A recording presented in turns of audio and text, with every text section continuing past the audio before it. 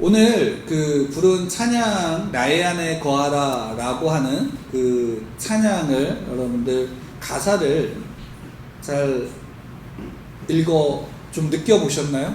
읽으면서 참 좋은 가사이고 참 귀한 어떤 고백입니다. 그 고백 속에 나의 안에 거하라 나는 내 하나님이니 모든 환난 가운데 너를 지키리라 두려워하지 말라 내가 너를 도와주리니 놀라지 말라 내 손 잡아주리라 내가 너를 지명하여 불렀나니 너는 내 것이라 내 것이라 너의 하나님이라 내가 너를 보배롭고 존귀하게 여기노라 너를 사랑하는 내 여호와라.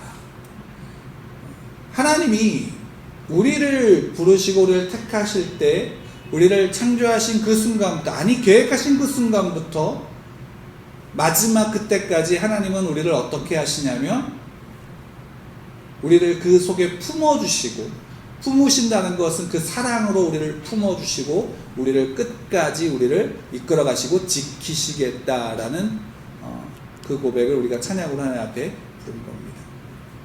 그렇죠. 하나님은 나의 하나님이십니까? 아니면 다른 사람의 하나님이십니까? 그렇죠? 하나님은 나의 하나님이시죠. 하나님은 나의 하나님이시죠. 그러다 보니까 우리가 이것을 때로는 이 사랑을 오해할 때가 있나요? 없나요? 오해할 때가 있지요. 이 사랑을 오해하니까 어떻게 우리가 이거를 받아들이냐면 나는 사랑하는데 저 사람은 사랑하지 않는다라고 생각할 때가 있나요? 없나요? 있죠. 특히나 그 대표적인 성경에 나온 이야기가 오늘 본문이 아닐까 생각합니다. 예수님이 잡히셨어요. 그 잡히시고 이제 그 예수님을 잡은 대제사장들과 서기관들이 예수님을 어떻게 하냐면 신문을 해요. 근데 신문할 때 우리가 읽지도 않았지만 63절부터 65절까지 보면 예수를 희롱하고 때리며 라고 이야기를 하고 있어요. 그러니까 예수님을 조롱하는 거예요. 그리고 예수님을 때려요. 그러면서 내가 어느 손으로 때렸는지 맞춰봐 라고 하는 거예요. 그리고 그것을 대제사장들과 서기관들은 즐거운 듯 보고 있고 그걸 신문하는 거예요. 근데 신문의 내용은 간단해요. 뭐 복잡하게 너가 이제는 어떻게 했냐 이런 게 아니라 이거예요. 딱 누가복음은 여기 두 가지만 소개하고 있어요. 네가 그리스도냐? 또 하나는 네가 하나님의 아들이냐? 라는 거예요. 예수님은 그거에 대해 뭐라고 대답하실까요?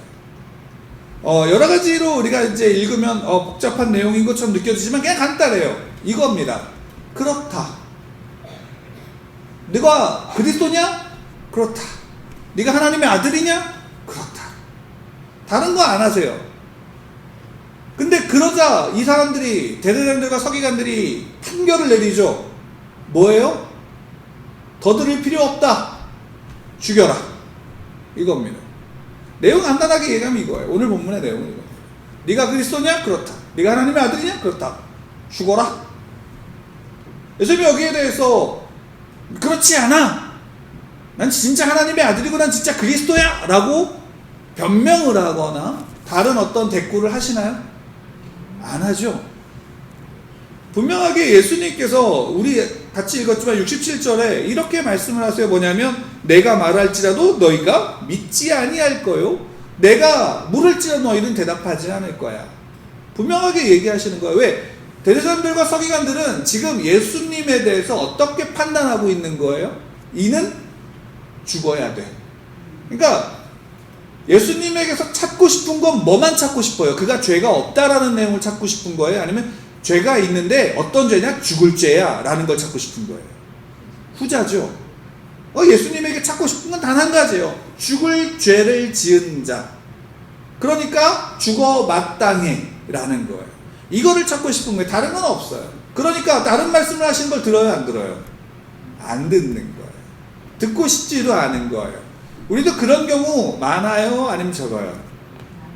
많죠. 또 사회적으로 그런 모습들을 보면 우리는 답답하면서도 비판하죠. 저러면 안 되는데 라는 이야기들을 얼마나 많이 요즘 사회에 그런 부분들 또 많이 보나요? 그래요. 예수님이 신문을 당하실 때, 예수님이 대제사장들과 서기관들 앞에 끌려갔을 때 그래요.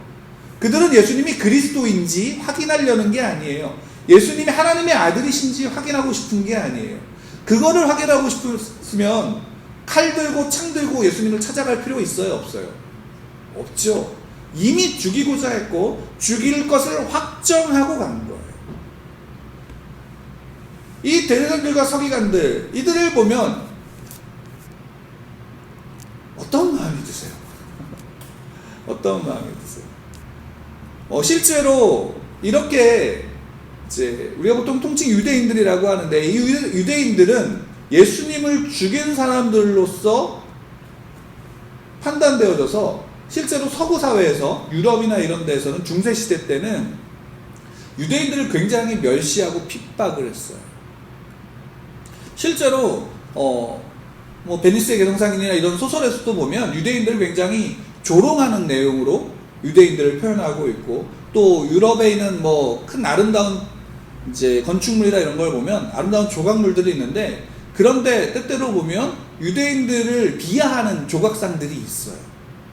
그러니까 유대인들에 대해서는 예수님을 죽인 사람들이라고 판단하니까 잘 받아들이지 않고요, 또 그들이랑 어떻게 관계를 맺으면 먼저 의심을 하고 봐요. 그러니까 유대인들은 그래서 멸시를 많이 하고, 실제로 2차 세계대전 때는 유대인들이 그 이유 때문에 수용소에 끌려가고 무참히 죽기도 하고 그런 시간들을 보내기도 했죠. 지금도 그런 모습들이 있을까요, 없을까요? 지금도 있어요, 서구 사회에는. 서구 사회. 유대인들에 대해서 그렇게 아주 좋은 시각으로 바라보진 않아요. 왜냐면 이것 때문에요. 그리고 우리도 성경을 읽다 보면 유대인들에 대해서 좋은 눈으로 바라보나요? 아니면 정말 나쁜 눈으로 좀 이 사람들은 왜 이렇게 해? 이런 마음으로 바라보나요? 후자죠. 이것을 보면 예수님이 제대로 된 재판을 받고 계신 거예요? 아니에요. 제대로 된 재판을 받고 있는 게 아니에요. 이미 편견과 결정을 다 하고 나서 그것을 그냥 확정하기 위한 것뿐이에요. 그리고 그 자리에 있는 예수님은 그냥 조롱당하는 거예요. 굴욕당하시는 거예요. 그리고 우리는 이 성경을 읽으면서 누구의 감정이 이입되냐면 예수님의 감정이 이입돼요. 그래서 예수님을 이렇게 치는 사람들, 예수님을 조롱하는 사람들, 또 때로는 제자들이라고 하면서 그 예수님을 부인하고 배신했던 베드로도 보면서 왜 저렇게 해? 왜 저런 식으로 하는 거야? 라고 구분해서 그들을 어떻게 해요? 정죄하는 모습을 우리가 볼 때가 참 많죠. 근데 실제로 그러면 우리 한번 여기 생각해 봐야 되는 건 이거예요. 그럼 여기에 나와 예수님이 과연 이들에 대해서 우리와 똑같은 시각과 똑같은 마음으로 바라보고 계신가? 라는 거예요. 왜냐하면 이게 중요한 게, 우리가 성경에서 우리에게 알려주는 복음, 우리의 신앙, 우리의 믿음과 우리가 실제로 지금 우리가 알고 있는 것과 똑같을까요? 다를까요? 때로는 다른 것으로 성경적인 것이다라고 오해하고 믿는 경우가 굉장히 많아요. 그렇기 때문에 우리가 이 부분을 통해서 우리가 다시금 그 부분들을 생각하고 다시금 조정하고 다시금 성경이 우리에게 원하는, 바라는 믿음이, 은혜가, 사랑이 무엇인지 똑바로 알 필요가 있습니다. 그리고 내가 그대로 알고 있었다면 오히려 더 이렇게 나눔으로 우리의 신앙이 더욱더 견고해질 수 있는 것이죠. 자, 봅시다. 예수님이 지금 붙잡혀서 조롱당하고 있어요. 그리고 그를 이제 조롱하고 있는 대제사장들과 서기관들, 신문하고 있는 그들, 이미 예수님을 죽이기로 결정한 그들, 그래서 실제로 예수님을 죽인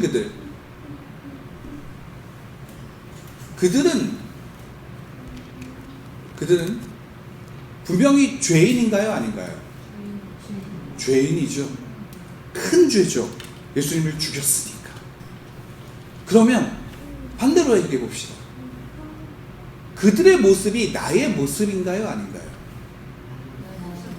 그렇죠? 그들의 모습이 나의 모습이어야 돼요. 근데 우리는 예전에는 어떤 모습으로 이것을 바라봤냐면, 그들은 나와 다르다라는 것이에요. 왜? 그들은 예수님을 직접 죽이는 자리에 있고 우리는 그 이야기를 보면서 어떻게 저럴 수가 있어 라고 분노하는 입장에 있기 때문에, 그렇기 때문에 어떻게 보냐면 이것에 대해서 그들을 정죄하고 그들은 구원받을 수 없는 자들이라고 생각을 하는 거예요. 근데 실제로 그 안에서 우리가 어떻게 생각하냐면, 여러분 이스라엘 백성들이, 유대인들이 누구의 후손인지 아시나요? 육적으로 누구의 후손일까요? 아브라함의 후손이에요. 왜냐면 여러분, 근데 우리는 우리 믿는 그리스도인들도 이방인들도 우리가 아브라함의 후손이라고 생각하나요? 안 하나요? 우리도 아브라함의 후손이라고 생각해요. 왜? 아브라함은 믿음의 조상이에요. 믿음의 조상이에요. 그리고 사도 바울도 분명히 얘기하는 게 뭐냐면, 우리가 믿음으로, 은혜로 말미암아 영적인 믿음의 후손이라고 이야기를 해요. 그리고 더 중요한 건 육적인 후손이 아니라 믿음으로 영적인 후손인 우리가 아브라함의 후손들이다라고 사도 바울은 이야기를 해요. 그러니까 우리는 아브라함의 후손이에요. 그 믿음으로 말미암아 아브라함의 후손으로서 아브라함의 그 믿음을 따라서 우리는 살아간다라고 얘기를 해요. 그러면 여기서 한번 생각해 볼 게 이거예요. 아브라함은 무엇을 믿었을까요? 성경에서 분명히 이야기하는 것은 아브라함이 하나님을 믿었어요. 그 믿음으로 말미암아 하나님이 그것을 믿음으로 의롭게 여기셨어요. 성경은 이렇게 기록하고 있어요. 우리가 이것 때문에 우리가 믿음에 대해서 어떻게 반응하냐면, 믿음을 마치 어떤 구원을 받는, 어떤 의로움을 얻는 자격으로서 믿음을 취급할 때가 많아요. 그러니까 이렇게 이해하는 거예요. 아브라함은 믿었으니까 의로움을 인정받았어 라는 거예요. 때로는 아니면 이거예요. 아브라함이 의로웠는데 믿음으로 증명된 거야 라고 생각해요. 그러니까 믿음을 우리도 마찬가지로 어떻게 하냐면, 믿음을 어떤 자격 정도로 여겨요. 그 믿음을 보이기 위한 열심과 믿음을 보이기 위한 수고와 노력이 우리 안에 있어요, 없어요? 믿음을 보이기 위한 그런 수고와 노력이 있는 거예요. 그것을 통해서 우리가 마치 믿음이 좋은 것이다 라고 우리는 고백해요. 근데 그 모습으로 보면 우리의 믿음이 어떤 자격이고 수고와 열심으로 하나님 앞에 어떤 의로움을 내가 세워야 되는 것으로 보면, 이 대제사장들과 그 서기관들은 분명하게 우리가 정죄할 수 있지요. 왜? 그들은 예수님을 믿지 않으니까, 불신자니까, 그리고 예수님을 오히려 죽이는 자들이니까 그들을 정죄하는 거예요. 근데 여기서 오해하는 게 뭐냐면, 아브라함이 하나님을 믿으니 하나님이 그 믿음을 의롭게 여기셨다라는 것을 오해하는 거예요. 여러분, 하나님이 아브라함을 부르실 때에 아브라함에게 어떤 믿음의 모습이라도 있었나요? 어떤 의로움이라도 있었나요? 없었어요. 로마서를 한번 보면, 로마서 5장을 보면 5장에서 13절부터 이렇게 이야기를 해요. 제가 읽어드릴게요. 아브라함이나 그 후손에게 세상의 상속자가 되라고 하신 언약은 율법으로 말미암은 것이 아니요 오직 믿음이 의로 말미암은 것이니라. 만일 율법에 속한 자들이 상속자이면 믿음은 헛것이 되고 약속은 파기되었느니라. 율법은 진노를 이루게 하나니 율법에 없는 것에는 범법도 없느니라. 그러므로 상속자가 되는 그것이 은혜에 속하기 위하여 믿음으로 되나니 이는 그 약속을 모든 후손에게 굳게 하려 하심이라. 율법에 속한 자에게뿐만 아니라 아브라함의 믿음에 속한 자에게도 그러하니 아브라함은 우리 모든 사람의 조상이라. 사도 바울이 이야기하는 거예요. 아브라함에 대해서 이야기하는 거예요. 그를 믿음에 대해서 이야기를 하는데, 하나님이 아브라함을 부르셨어요. 근데 아브라함을 부르셨을 때 하나님이 아브라함에게 뭘 약속했어요? 그에게 믿음의 조상이 될 것을 약속하셨어요. 그리고 그에게 뭘 주시겠다라고 얘기하셨냐면 후손을 주시겠다라고 얘기하셨어요. 그것도 어떻게? 바다의 모래알같이, 하늘의 별과 같이 많은 후손들을 너에게 주겠다. 그러니까 너는 모든 믿는 사람의 조상이야, 아버지야 라고 하나님이 아브라함에게 약속하셨어요. 근데 그 아브라함이, 하나님이 그렇게 부르실 때 아브라함에게 그러면 자손이 있었나요? 아브라함의 자손이 없었어요.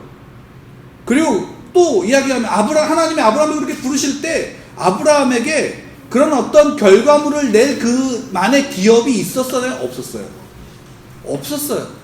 그러니까 기업이 없었기 때문에 아브라함은 갈대아 우르에서 나온 거예요. 나그네가 된 거예요. 자기의 기업이 없었어요. 자기가 어떤 자손이 없었어요. 근데 하나님은 그에게 이야기해요. 너 많은 후손을 갖게 될 거야. 너 큰 나라의 큰 민족의 아버지가 될 거야 라는 거예요. 그거 한번 생각해 보세요. 여러분 같으면 이미 자녀가 한 10씩 있어. 그래서 그 아브라함을 택하고 왜 택했어요? 쟤는 이미 자녀가 한 10명이 돼. 그러니까 내가 저 아브라함을 통해서 큰 민족을 이룰 거야 라고 하면 이해가 돼요, 안 돼요? 되죠? 이미 자손이 많잖아요. 자격이 있어요, 없어요? 자격이 충분하죠. 그리고 아브라함이 이미 한 나라의 왕이야. 조그맣지만 그래도 한 나라의 왕이야. 그래, 내가 너로 큰 나라를 만들 거야. 이해돼요, 안 돼요? 이미 나라가 있으면, 땅이 있으면, 왕이면 이해가 되죠. 왜? 그 왕이 정복해서 더 큰 나라로 만들 수 있으니까. 기반이 돼 있으니까. 근데 아브라함은 어때요? 정반대 사람이에요. 자손이 있어요, 없어요? 없어요. 나름 그 가업이 있지만 그게 아브라함에겐 오지 않은 거예요. 그러니까 아브라함은 어떻게 해요? 갈대아 우르에서 본토 친척 아비 집에서 나온 거예요. 나그네로서. 하나님의 부르심과. 그러니까 전혀 어떻게 본다면 하나님이 아브라함에게 약속한 복의 모습과 아브라함은 정반대에 있는 사람이에요. 그에게는 어떤 자격이 없었다라는 거죠. 그러니까 하나님이 그 아브라함을 부르신 거예요. 왜? 이유가 뭘까요? 너는 자손이 하나도 없어. 근데 내가 너에게 자손을 줄 거야. 누가 하겠다라는 거예요? 하나님이 하시겠다라는 거예요. 그 복을 누가 주겠냐면 그 복의 모습을, 그 기업을 누가 완성하겠냐? 너는 자격이 없고, 너는 힘이 없고, 너는 볼 것 없고, 너는 나그네이고, 너는 갖춘 것 없는 자이지만 내가 너로 복의 사람으로 만들 거야. 내가 너로 큰 민족의 사람으로 만들 거야. 내가 너로 모든 민족이 너로 말미암아 복을 얻도록 복의 근원으로 만들 거야 라고 하나님이 하시겠다라는 하나님의 약속인 거예요. 하나님이 아브라함에게 너 이렇게 하라라고 요구하신 게 하나도 없어요. 하나님이 하신 것은 그 모든 것을 하나님이 하신 거예요. 아브라함이 한 건 뭐예요? 그 하나님이 자기에게 이야기한 음성을 듣고 그 앞에서 소위 말하면 이렇게 표현할게요. 끌려온 거예요. 끌려온 거예요. 그럼 끌려온 아브라함은 그걸 복으로 여겼을까요? 처음에? 제 생각엔 아니었을 것 같아요. 억울했을 것 같아요. 왜? 막상 끌려와 보니까 어떤 경계에 섰냐면 이렇게 해요. 문명사회와 야생, 문명사회와 원시사회, 이런 거예요. 그럼 가고 싶어요, 안 가고 싶어요? 안 가고 싶은 거예요. 그러니까 성경에 뭐라고 얘기해요? 마침내라는 거예요. 우물쭈물하다 가기 싫은데 억지로 쉽게 말하면 끌려왔다라는 표현인 거예요. 그래 끌려왔어요. 거기서 근데 해야 된 거 아브라함이 한 거 하나예요. 제단을 쌓은 거예요. 그 제단 쌓은 거 특별한 건가요? 당시에 많은 사람들이 똑같은 제사의 모양으로 각자 자기들의 신들에게 이미 제사하고 있는 방법대로 한 거예요. 아브라함이 그거 알고 있으니까. 왜? 그 일을 했으니까. 그러니까 그대로 한 것뿐이에요. 근데 그 대상이 여러 잡다한 신들이 아니라 다만 하나로 좁혀진 거죠. 누구요? 하나님으로. 그러니까 아브라함은 그거 하나 할 수 있었던 거 그거예요. 근데 그건 누구나 다 할 수 있었던 거예요? 없었던 거예요? 누구나 다 할 수 있었던 거예요. 그 당시에 살았던 사람들이라면. 그 특별한 게 아니란 얘기죠. 하나님이 아브라함을 전혀 반대해서 자격 없던 사람을 끌고 와서 이 자리에 앉히신 거예요. 그리고 내가 너가 복의 근원이 되게 할 거예요 라고 하나님이 약속하시고 누가 이끌어 가셔요? 하나님이 이끌어요. 물론 아브라함의 믿음은 자라요, 안 자라요? 결국 자라요. 결국 자신의 아들 이삭을 바치는 자리까지 자라요. 근데 아브라함이 그곳에서 그 믿음 가운데 결국 하나님이 이끌어 가셔서 하나님이 아브라함을 세우시는 거예요. 이게 17절이에 또 잘 나와 있어요. 17절 한번 읽어드리겠습니다. 이걸 우리 같이 읽을까요? 앞에 있으니까 17절 18절 함께 읽겠습니다. 시작. 기록된 바 내가 너를 많은 민족의 조상으로 세웠다 하심과 같으니 그가 믿은 바 하나님은 죽은 자를 살리시며 없는 것으로 있는 것으로 부르시는 이시니라. 아브라함이 바랄 수 없는 중에 바라고 믿었으니 이는 내 후손이 이 같으리라 하신 말씀대로 많은 민족의 조상이 되게 하려 하심이라. 자, 아브라함이 믿은 바는 뭐예요? 소위 말하면 이거예요. 창조하신 하나님 아브라함을 믿었대요. 부활, 죽은 자를 살리는 하나님, 부활의 하나님을 믿은 거예요. 그러면 한번 보세요. 무에서, 없는 것에서 있는 것을 창조하신 하나님, 죽은 것에서 생명으로 살리시는 부활의 하나님, 그것이 사람의 지성과 사람의 이해로 믿을 수 있어요, 없어요? 없어요. 인과율을 넘어선, 사람의 생각의 이해를 넘어선 하나님을 믿은 거예요. 그러니까 그것을 아브라함이 믿을 수 있어요, 없어요? 아무것도 모르는 상태에서? 없는 거예요. 근데 아브라함이 그를 믿은 거예요. 하나님이 그 안에서 이렇게 일을 하시는 거예요. 왜? 아브라함은 자손이 없는데 그에게 자손을 약속하시고 그로 많은 민족의 조상이 되게 하신 거예요. 그래서 아브라함의 후손들, 믿음의 우리의 조상이 되는 거예요. 우리는 믿음으로 그 아브라함의 후손이 되는 거예요. 하나님의 백성의 후손이 되는 거예요. 하나님의 백성이라고요. 그 안에 우리를 세우신 거예요. 무엇으로? 믿음으로.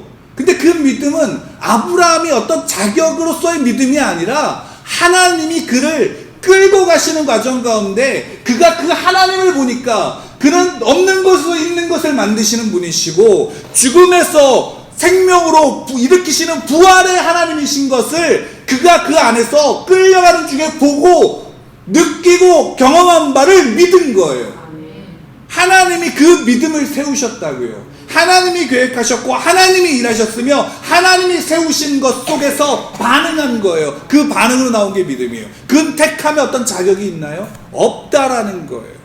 그 믿음으로 남을 정죄할 자격이 우리에게 있어요? 없어요? 없어요. 왜? 그것은 하나님이 우리에게 주신 은혜인 거예요. 믿음은 내가 일으키는 게 아니라 하나님이 우리에게 허락하신 은혜인 거예요. 왜? 택하심이 뭐예요? 붙잡아서 끌고 가는 거예요. 끌고 가는 거예요. 왜요? 사랑 안에. 그 사랑 안에, 그 은혜 안에 믿음이 세워지는 거예요. 그 믿음은 선물인 거예요. 그 앞에 우리가 서는 거죠. 그 하나님이에요. 여러분, 그래 아브라함 봤죠? 그럼 베드로 한번 봅시다. 우리가 지난주에도 봤지만 베드로 어떤 모습이었어요? 베드로 예수님의 수제자라고 칭해요. 근데 결국 베드로는 자기가 예수님을 부인할 거라는 얘기도 들었어요. 그럼에도 불구하고 그는 예수님이 신문받는, 예수님이 조롱당하는, 예수님이 멸시당하는 바로 그 건너편에서 불을 쬐면서 그걸 다 봤어요. 그 앞에서 그가 할 수 있었던 건 뭐예요? 예수님을 부인하는 거예요. 예수님을 부인하고 더 나아가서 예수님을 저주하면서 부인하는 자리에 베드로는 서 있는 거예요. 그때 마지막으로 예수님이 베드로를 봐요. 저주하고 부인하는 자리에서 예수님이 베드로를 본다고요. 그 예수님의 눈빛은 뭐였나요? 예수님이 너 거봐, 너 그럴 줄 알았어. 내가 얘기했지? 넌 그 정도밖에 안 되는 놈이야 하는 바로 그 눈빛으로, 그 멸시하는 눈빛으로 바라보셨나요? 정죄하는 눈빛으로 바라보셨나요? 절대 아니에요. 예수님은 그냥 조용히 자신이 때리는 자들의 매를 맞으면서 베드로를 보시고 사랑하는 연민하는 마음, 용서하는 마음, 베드로를 보시고. 왜요? 그래, 너는 그럴 수밖에 없지. 근데 내가 너를 사랑해. 너는 그렇게 나를 부인할 수밖에 없는 자리에 있지. 그런데 내가 너를 사랑해. 예수님이 부활하신 다음에 베드로를 찾아갔을 때 예수님이 베드로에게 네 왜 그때 그랬어? 라고 정죄하시고 그 책임을 물으셨나요? 아니요. 그 책임을 묻지 않으셨어요. 오히려 베드로가 배신하고 베드로가 부인하고 베드로가 저주했던 그 책임을 오히려 누가 물으셨어요? 예수님이 스스로 자신이 물으신 거예요.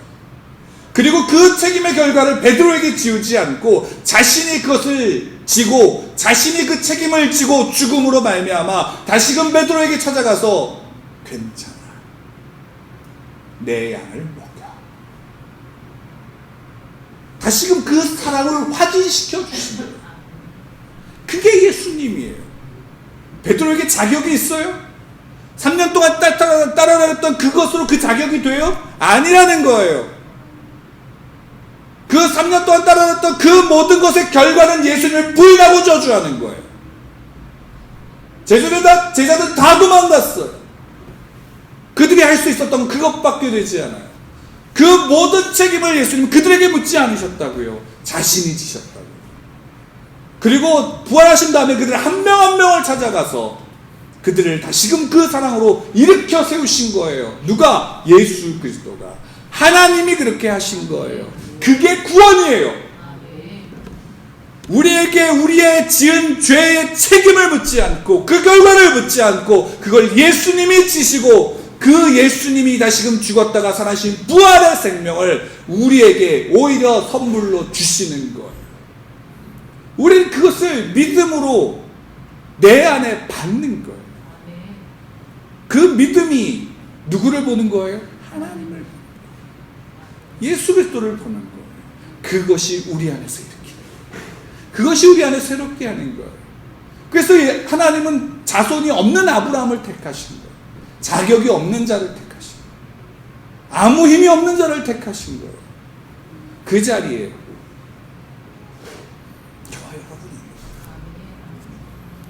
그러면 오늘 다시 본문으로 돌아가면 예수님이 조롱당하고 멸시하고 있는 대제사장들과 서기관들, 그들 앞에서 예수님이 왜 아무 말도 안 하고 그들의 조롱과 멸시를 당하고 계실까요? 그들을 심판하고 그들이 한 것에 대해서 정죄하고 그리고 그 모습들을 우리에게 다 폭로하기, 온 모든 사람들한테 폭로하기 위해서, 그래서 그 민족 자체가 다 멸시당하고 조롱받게 하기 위해서 예수님이 이렇게 하셨을까요? 성경은 그렇게 하기 위해서 이것을 우리에게 기록하고 있을까요? 아니라는 거죠. 그래, 우리가 아까 처음에 얘기했던 것처럼 바로 이 자리에 있는 이 모습들. 그래, 너희들은 나를 죽일 수밖에 없어. 너희들은 나를 죽일 수밖에 없는, 죽이는 그 자리에 너희가 있는 거야. 너에게 어떤 자격이 있니? 아니, 너희들은 나를 죽이는 자리에 있다. 아니, 너희는 나를 십자가에 못 박는 자리에 있었고, 너희는 나를 십자가에 못 박기 위해서 망치를 들었고, 너는 나를 십자가에 못 박기 위해서 못을 들었으며, 너는 나를 죽이기 위해서 창을 들었고 그 창을 내게 꽂은 자들이야. 그것이 너희들의 현실이고 너희들의 모습이고 너희들의 죄의 결과야.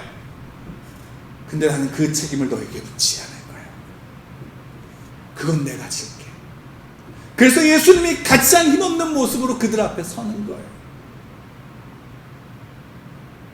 그들을 향한 구원의 복음인 거예요.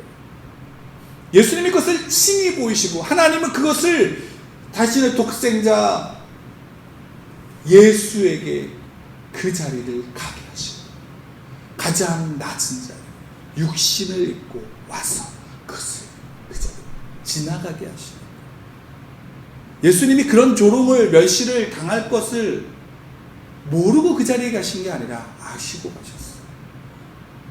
그러니까 어떠세요? 단순하게 억울해 하세요? 지금 예수님이? 억울해 하지 않아요. 이게 되게 이상하지 않아요? 왜 억울해 하지 않을까요? 왜 억울해 하지 않을까요? 예수님이 그들 앞에서 우리는 이런 자리에 있으면 우리는 억울해서 미치지 않아요? 예수님은 억울해 하지 않아요. 저는 이거 보면서 한 가지 생각을 해봤어요. 왜 예수님이 억울해 하지 않을까?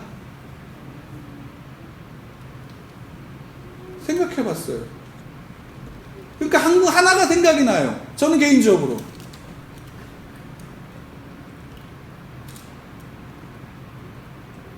저의 자녀를 보면서 생각해요. 제가 한 말과 제가 한 행동이 저희 자녀에게 오해를 샀던 적이 있어요. 그래서 그것 때문에 때를 쓰고 악을 쓰고 서운해하고 울어요. 그리고 아빠 싫어 라고도 얘기해요. 그럼 제 안에서 억울해서 미쳐갖고 야 이놈아 그거 아니야 라고 걔를 엉덩이를 뻗겨 다시 엉덩이를 때리고 그거 아니라니까 내가 이렇게 할까요? 아니에요. 그냥 참더라고요. 아마 제 성격대로 했으면 아마 저는 개인적으로 따졌을 거예요. 이건 이거고 이건 저거 이거 이래 그래서 막 A는 B고 막 이렇게 얘기했어요. 실제로 그래요 저는. 근데 그런 일이 있을 때 어떨 때는 참더라고요. 왜 그거 그렇게 얘기한다고 걔가 못 알아들어.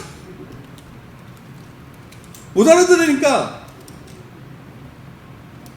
시간이 지나니까 지가 좀 잘하니까 그때는 알아듣더라. 그럼 그때까지 어떻게? 참는 거야. 그때까지 먹이고 입히고 재우고 가르치고 키우더라고요. 왜요? 사랑하니까. 예수님이 그들이 대제사장들과 서기관들이 예수님을 조롱하고 멸시하고 베드로가 예수님을 배신하고 부인하고 저주하고 그래서 예수님을 죽이는 자리에 그 모든 사람들이 있을 때 예수님이 그들에 대해서 변명하지 않고 그냥 감내하시죠. 담담하게 그 앞에 서시죠. 그리고 견디시는 거예요. 왜요? 사랑하는 거예요. 그게 사랑이에요. 사랑은 내가 너를 사랑한다는 걸 관철시키기 위해서 뭔가를 알려주고 압력을 가하는 게 아니라 예수님은 지금 그걸 보여주시는 거예요. 그냥 묵묵히 견디시는 거예요. 누구를 위해서? 그들을 위해서. 예수님은 그 대제사장들과 서기관들, 자기를 죽이려고 결정하고 그래서 그 죽일 죄만을 찾고 있는 그들에 대해서 바로 그들을 구원하기 위해서 그들을 살리기 위해서 찾으시는 거예요. 변명은 하지 않으세요. 그들을 정죄도 하지 않으세요. 그 책임을 묻지도 않으세요. 성경을 한번 보세요. 그 유대인들에 대해서 책임을 묻는 장면이 있나요?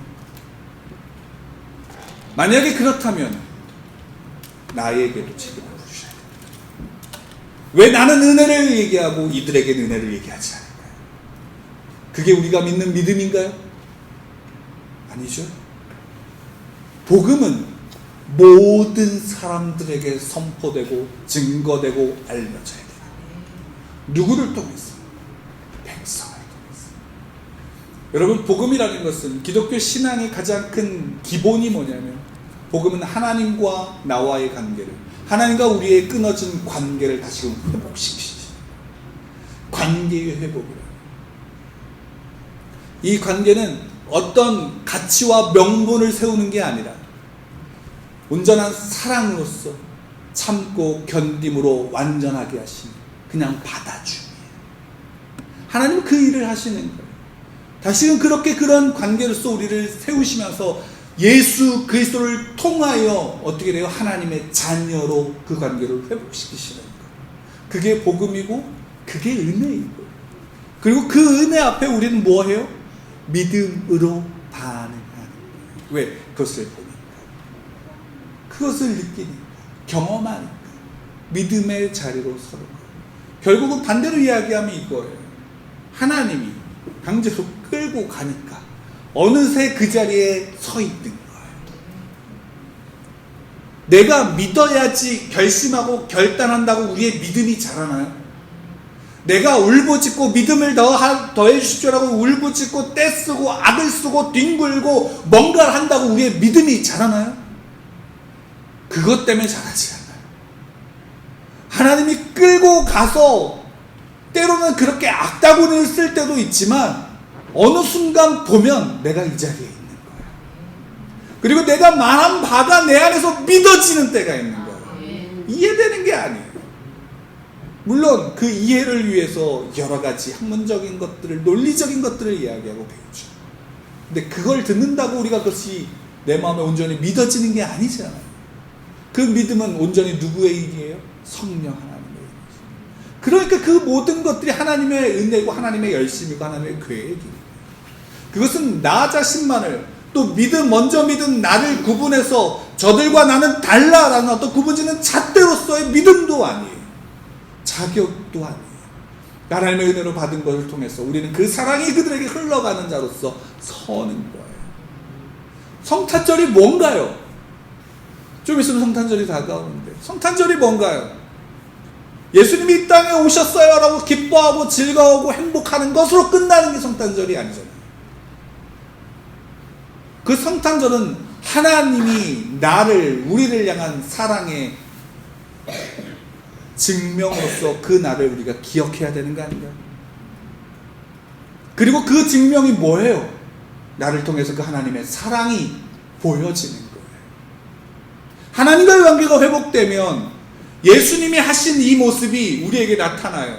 나 자신만을 사랑하던 모습에서 내 이웃을 내 몸과 같이 사랑하는 자리로 나아가요. 그것은 그들에게 어떤 뭔가 특별한 게 아니라 그 사랑을 할 수 있는 자리, 받아들일 수 있는 자리, 용납할 수 있는 자리, 배려할 수 있는 자리로 나아갈 수 있는 거예요. 그 자리에 설 수 있는 거예요. 그게 우리의 그리스도인인 거죠. 그 앞에 내 자격과 내 능력이 있어요? 없어요?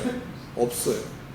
여러분, 우리가 신앙을 갖는 데 있어서 기독교 신앙이 우리에게 가장 힘든 게 뭔지 알아요? 성경에서 우리에게 이야기하는 믿음이 가장 힘든 게 뭔지 아세요? 차라리 우리가 하나님 앞에 정성을 다하면 정성의 대가로 하나님이 우리에게 복을 주신다 그러면 아마 더 쉬울 거예요. 그렇죠. 왜? 그 정성의 모습을 남들보다 더 열심히 하면 되니까. 근데 성경은 우리에게 이야기해 그게 아니다라고 이야기하는 거예요. 그게 아닌 것을 받아들이는 게 힘든 거예요. 그것을 받아들이고 그 사랑으로 표현하고 나아가는 게 우리에게 힘든 거라고요. 근데 하나님이 결국 우리를 어떻게 해요? 이 자리로 이끌어가세요? 이끌어가세요. 하나님의 열심으로 우리를 이 자리로 이끌어가시는 거예요. 그 은혜입니다. 그래서 사도 바울은 고린도후서 5장에서 이렇게 이야기를 해요. 고린도후서 13절에서 이렇게 이야기합니다. 우리가 만일 미쳤어도 하나님을 위한 것이요 정신이 온전하여도 너희를 위한 것이니 그리스도의 사랑이 우리를 강권하시는도다. 우리가 생각하건대 한 사람이 모든 사람을 대신하여 죽었은즉 모든 사람이 죽은 것이라. 그가 모든 사람을 대신하여 죽으시면 살아있는 자들로 하여금 다시는 그들 자신을 위하여 살지 않고 오직 그들을 대신하여 죽었다가 다시 살아나신 이를 위하여 살게 하려. 그리스도의 사랑이 우리를 강권해. 내가 너희를 위해서 이런 열심을 했고 내가 하나님 앞에 이런 열심으로 내가 이런 대가를 치렀어. 그러니까 나는 이런 보상을 받아야 돼가 아니에요. 그리스도의 사랑이 우리를 강권해서 그 자리에 있게 하시고, 그리고 그로 인해서 예수 한 사람이 죽은 그 죽음이 모든 이의 죽음이요 그로 말미암아 살아난 모든 자들은 바로 그를 위한 삶을 살아가는 것입니다. 그 사랑으로 살아가는 겁니다. 그게 저와 여러분. 그것이 하나님이 우리를 사랑하시는 사랑이시고 은혜이며 우리에게 주시는 믿음입니다. 여러분, 그 믿음으로 복을 사십시오. 그 강권하는 사랑이 우리의 기쁨입니다. 그 강권하여 우리를 이끌어가셔 살게 하신 그 삶이 우리의 보상입니다. 다른 게 아니에요. 그렇게 살아가는 것, 그 기쁨을 누릴 수 있는 것이 신자의 복됨입니다. 하나님과의 관계, 회복된 관계 속에서 그 자녀로 살아가는 것, 그 은혜가 저 여러분들에게 있습니다. 다른 것에 있지 않습니다. 자기를 드러내고 자기를 나타내고 자기의 자격을 주장하는 것이 은혜가 아니고요, 그게 복이 아닙니다.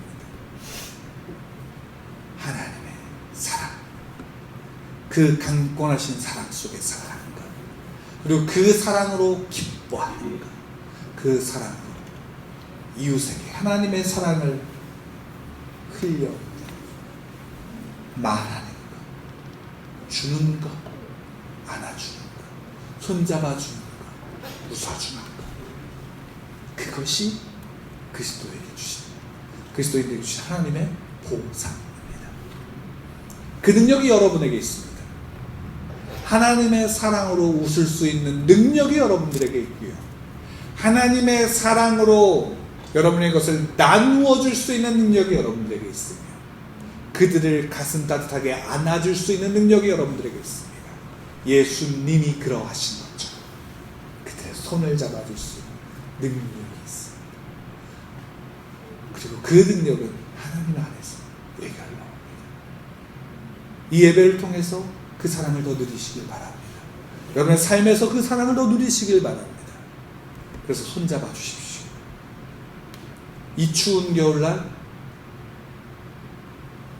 손 시려하며 걸어가는 이의 손을 잡아주시고,